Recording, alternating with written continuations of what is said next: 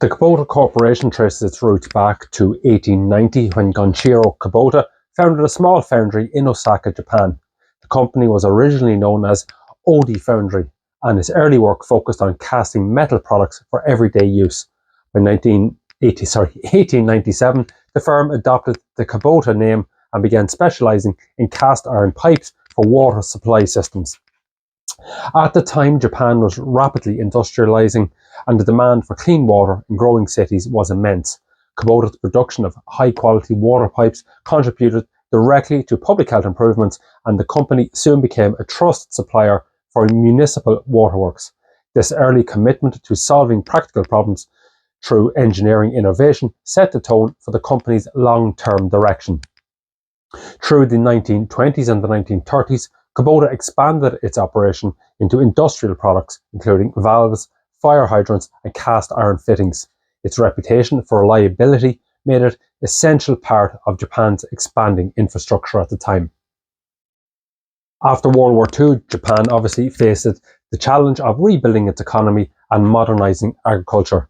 Kubota recognized the need for mechanization on small farms and began developing agricultural equipment.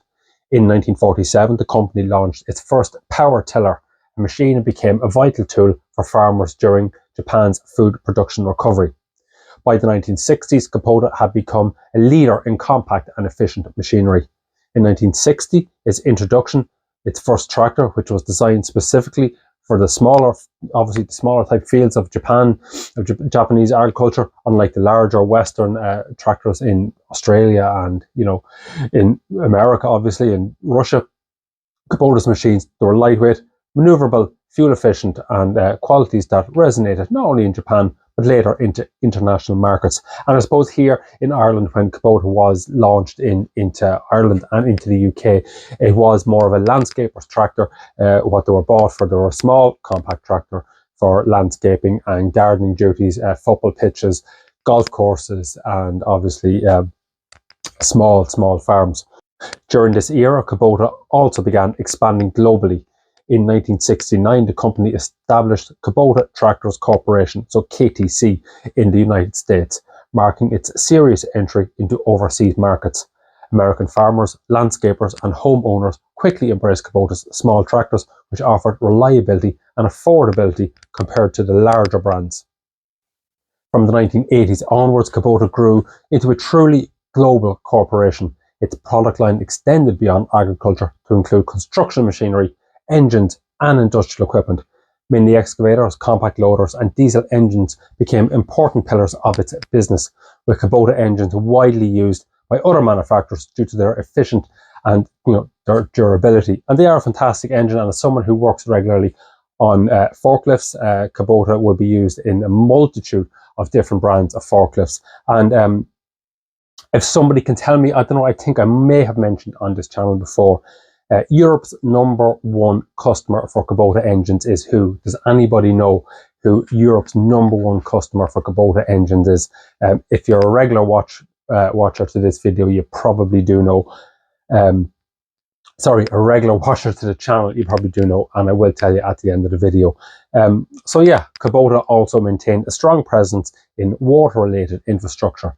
It developed advanced pipe systems, sewage treatment solutions, and environmental equipment. This dual focus on both agriculture and environmental sustainability set Kubota apart from most of its competitors. In North America and Europe, Kubota tractors became increasingly popular for small farms, landscaping businesses, and hobby farms. The company's orange-painted machines grew into a recognizable brand identity associated with quality and durability. So today, Kubota Corporation is a multinational company headquartered in Osaka, employing over 50,000 people worldwide. Its operations span, obviously, as we said, agriculture, construction, water, and environmental solutions.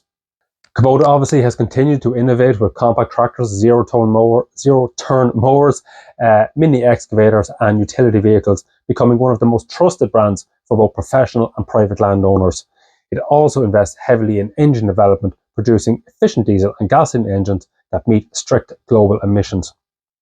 In recent years, Kubota has expanded into precision agriculture, integrating digital technology and automation into its machinery to help farmers increase yields and reduce environmental impact. The company has also focused on sustainability, aiming to reduce carbon emissions and provide solutions to global challenges such as food security and clean water sources. So Kubota obviously has grown into a prominent name on the market when it comes to tractors or other agricultural machinery. However, only a few know about the interesting and enduring history of Kubota tractors. So in this article, we will brush up a little bit on the history of the tractors. We will discuss when Kubota was formed, the oldest Kubota tractors, and how they pioneered to become the leading company offering sustainable solutions that simplify the work in agriculture. In 1922, Kubota created its first kerosene-fueled engine for agriculture and industrial purposes. They were a pioneering company at the time and constantly upgraded their products. They focused on creating energy-efficient, cost-effective and durable products and stuck to their mission to this day. Somewhere around 1945, Kubota expanded into agriculture and construction machinery.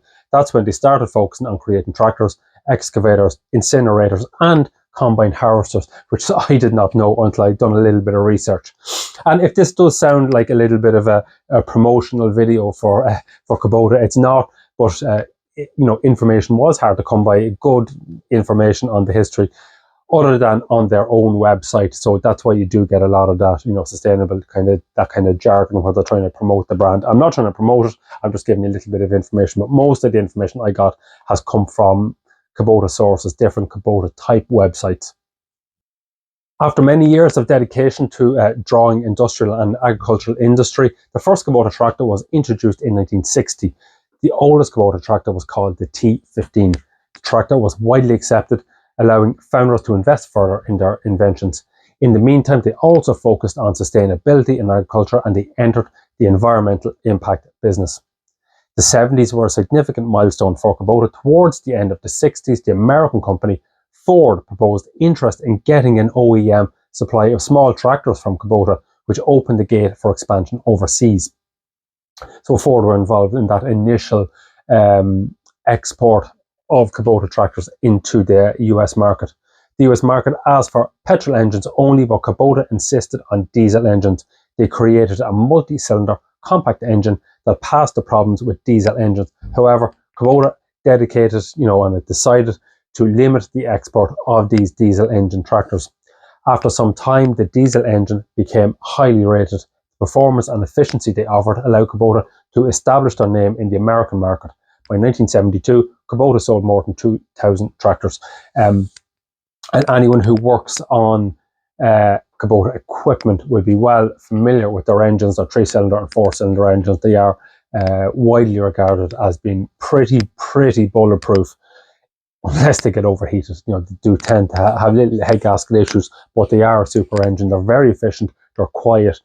If you heard one running in a mini digger or in a forklift or something from a distance, you'd instantly recognize it as a Kubota engine.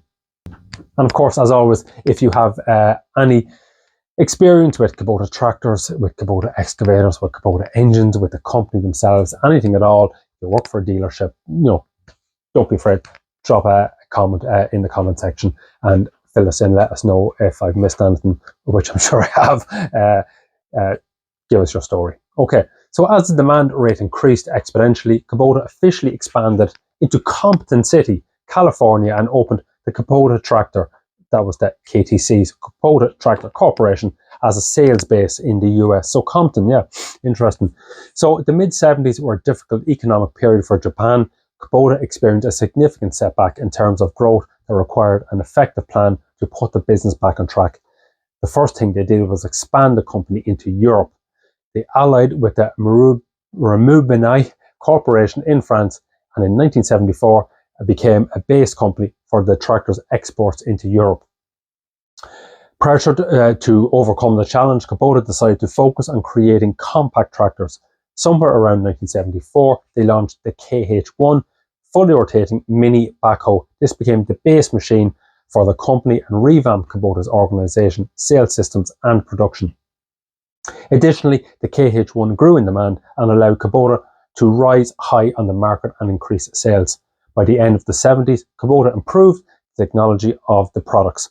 Later, they expanded further into different parts of Europe and specifically into West Germany, Switzerland, and the Netherlands. In 1979, Kubota established UK Kubota Tractor Sales Company Limited and Kubota Germany Limited Company in 1983. So they obviously then expanded into other markets, obviously like Australia and Canada and such like. So expanding the model lines. So after establishing the business on the market, Kubota had enough funds to expand the machinery models. And, here's a little bit of a chronological rundown on the tractors and stuff. So in 1993, Kubota features the first diesel engine approved by California's exhaust emission standards. They convinced the board with a cleaner burning engine. In 2000, Kubota introduced the first subcompact tractor in the BX series and became a leader in the market.